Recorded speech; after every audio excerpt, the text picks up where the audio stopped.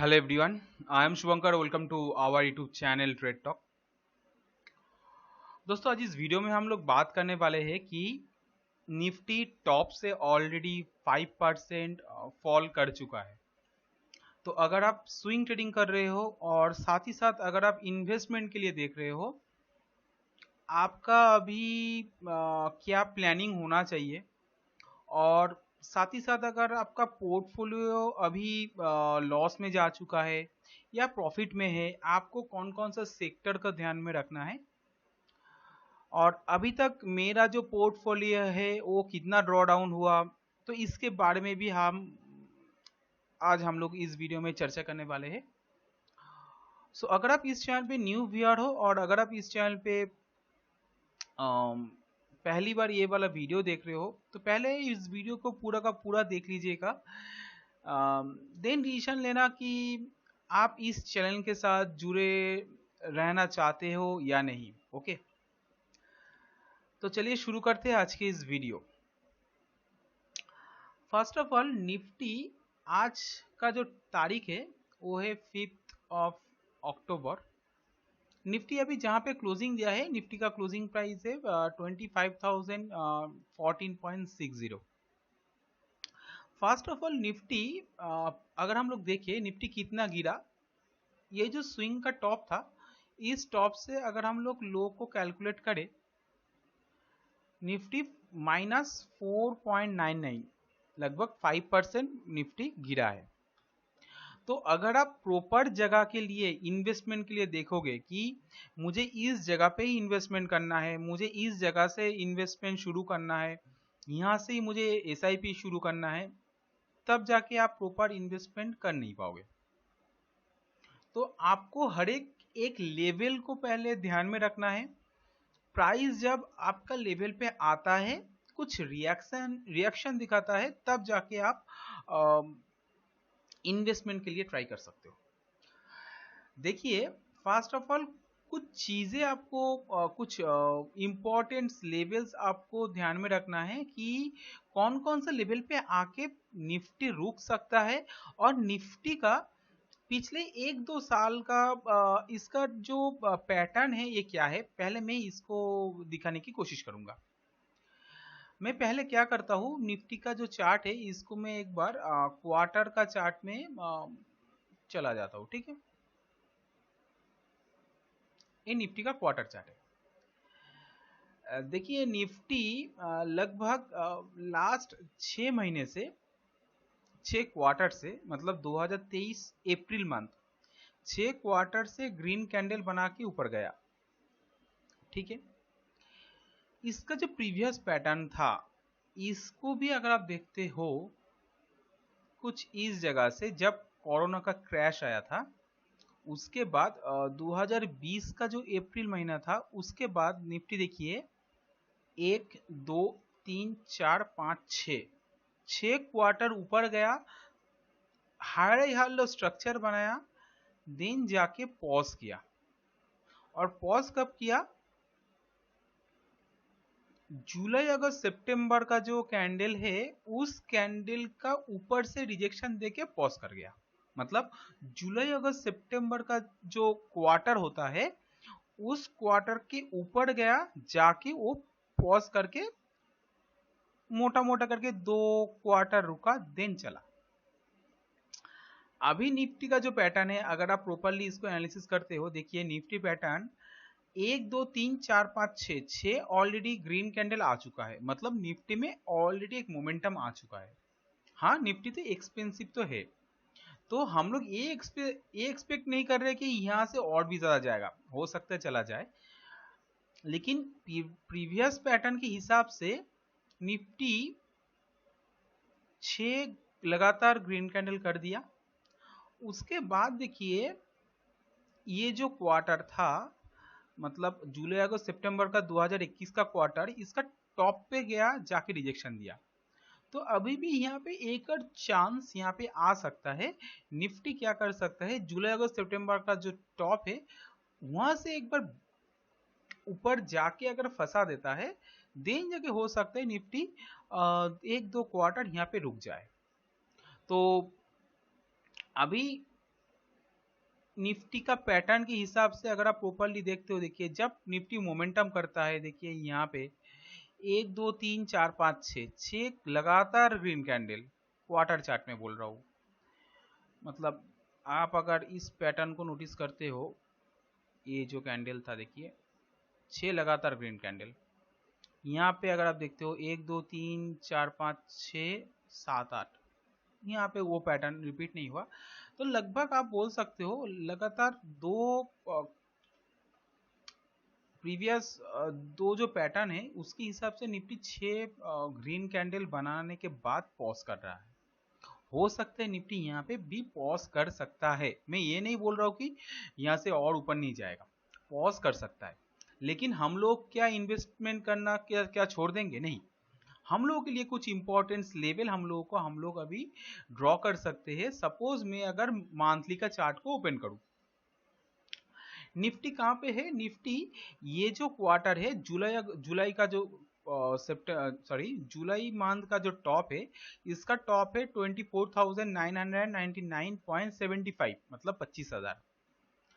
तो इसके ऊपर हायर हैलो स्ट्रक्चर बनाने के बाद निफ्टी जब यहाँ पे आया, तो हम लोग यहाँ पे कुछ क्वांटिटी एज ए इन्वेस्टमेंट के तौर पे बोल रहा हूँ, ठीक है।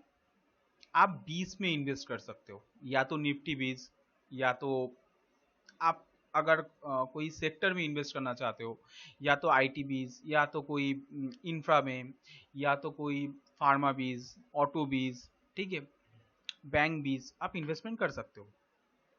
उसके बाद का जो नेक्स्ट लेवल आता है वो आता है ये वाला जो जून महीने का टॉप है। जून महीने का टॉप मतलब अप्रैल मई जून एक क्वार्टर होता है।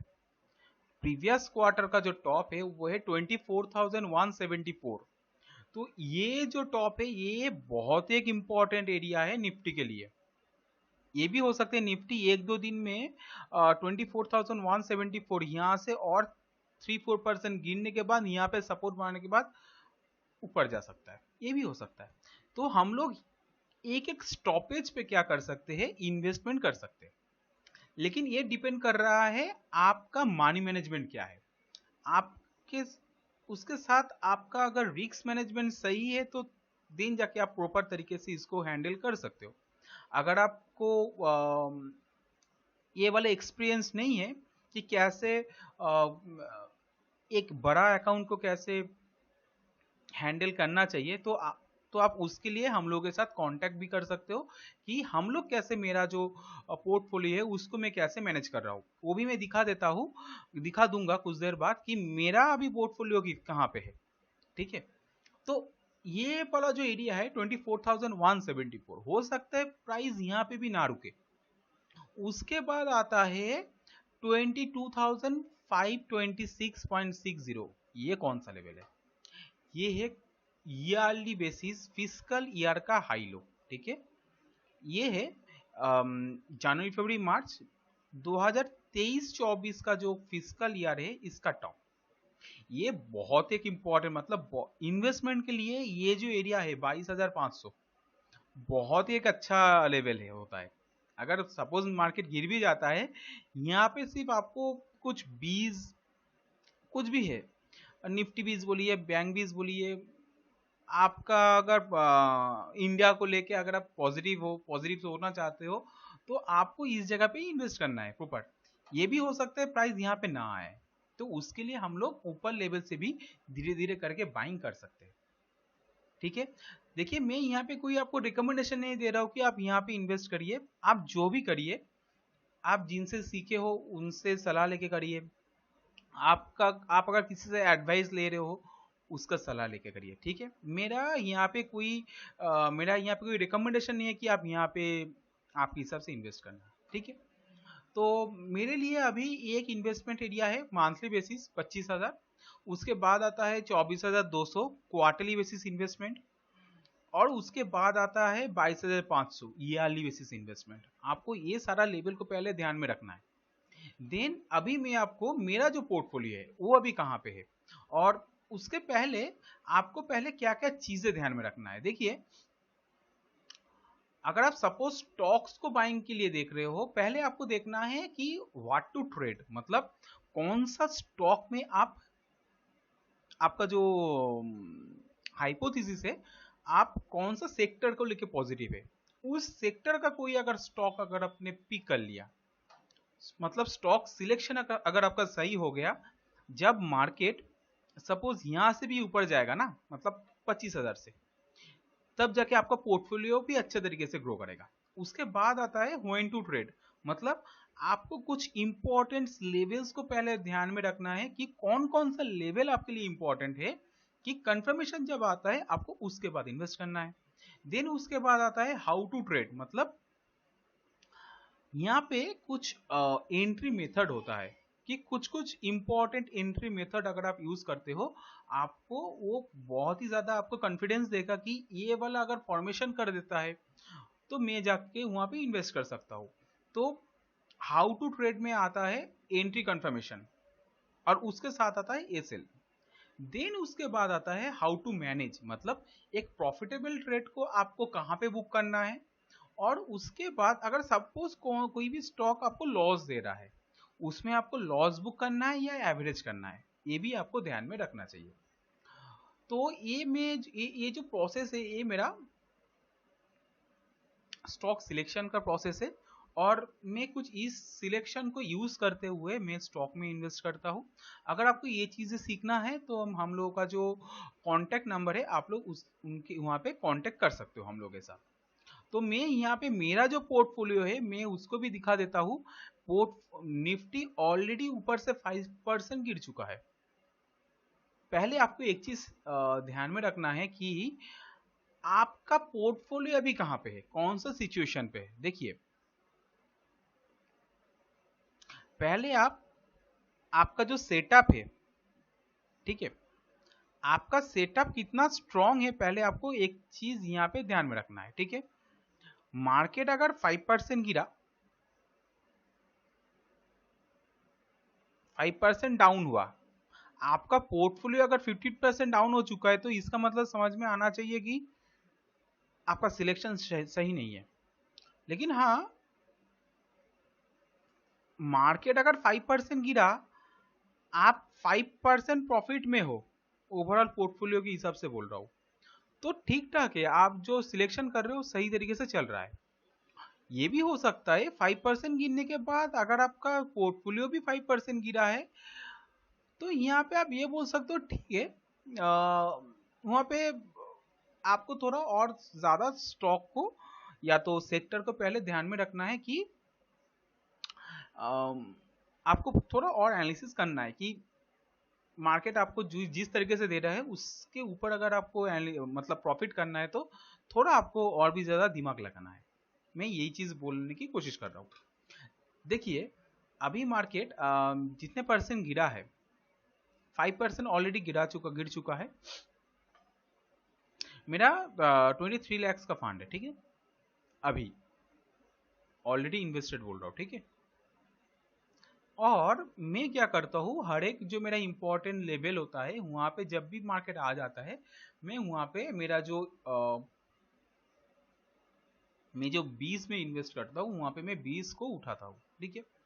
सपोज जिस दिन मार्केट अभी गिरा है, मैं वहां पे कुछ 20 को बाइंग किया, आईटी 20 400 क्वांटिटीज बाई किया, ठीक है। और यहाँ पे मैं कुछ निफ्टी 20 वो बाई किए थे, ठीक है, 100 क्वांटिटी, 195 क्वांटिटी यहाँ पे बाइंग किए थे। और मैं कुछ बैंक 20 को बाइंग किए थे, 28 क्वांटिटीज। तो मेरा जो प्लानिंग रहता है, मैं इंपॉर्टेंट लेवल पे मैं 20 में इन्वेस्ट कर रहा हूँ। और जो स्टॉक्स होता है यहाँ पे मेरा बहुत सारा स्टॉक 7%, 10%, 20%, 50%, 70%, 80%, 200%, 100% करके प्रॉफिट दे रहा है। कुछ कुछ जगह पे मैं इन्वेस्टमेंट भी करता हूँ, कुछ कुछ जगह पे स्विंग ट्रेडिंग करके निकल जाता हूँ, ठीक है। मार्केट ऊपर से 4% गिरा, 4 to 5% गिरा, मेरा पोर्टफोलियो अभी भी 6.5% आप है। क्यों आप है? क्योंकि मेरा जो डाइवर्सिफिकेशन है, मैं सिर्फ एक दो स्टॉक में इन्वेस्ट करता नहीं हूं। मेरा जो डाइवर्सिफिकेशन है स्टॉक्स में, एक, दो है बीज, उसके बाद होता है कोई सिल्वर या तो गोल्ड, ठीक है, कुछ ईटीएफ को बाई, मतलब बीज के तरह ही मैं बोल सकता हूँ। तो कुछ इस तरीके से मैं मेरा जो पोर्टफोलियो है उसको डिवाइडेड करके रखा हूँ, ठीक है, ताकि मार्केट अगर गिर भी जाए मुझे उतना ज्यादा चोट ना लगे, ठीक है। मुझे ज्यादा प्रॉफिट भी नहीं चाहिए, मुझे अगर डिसेंट प्रॉफिट भी होगा, मेरा अगर अकाउंट साइज थोड़ा बड़ा होगा तो मेरा घर चल जाएगा, ये मेरा प्लानिंग रहता है। तो आप देख सकते हो ऑलरेडी कोल इंडिया मुझे 240% का रिटर्न दे रहा है, 52,000 प्रॉफिट। आर पावर अभी भी मैं होल्ड कर रहा हूं 21 से, अभी 50 चल रहा है, करंट वैल्यू ऑलरेडी 15,000 मुझे प्रॉफिट दिखा रहा है। मैं यहाँ पे ऑलरेडी 50% बुक कर चुका हूँ। आपको अगर मैं अगर आपको दिखाना चाहता हूँ, आपको डाउट लग सकता है, ठीक है, मैं वहाँ पे कुछ कर नहीं सकते, मैं आपको दिखा दूंगा मेरा जो पीएनएल है। ये मेरा कंसोल है, ठीक है, ये मेरा डैशबोर्ड है।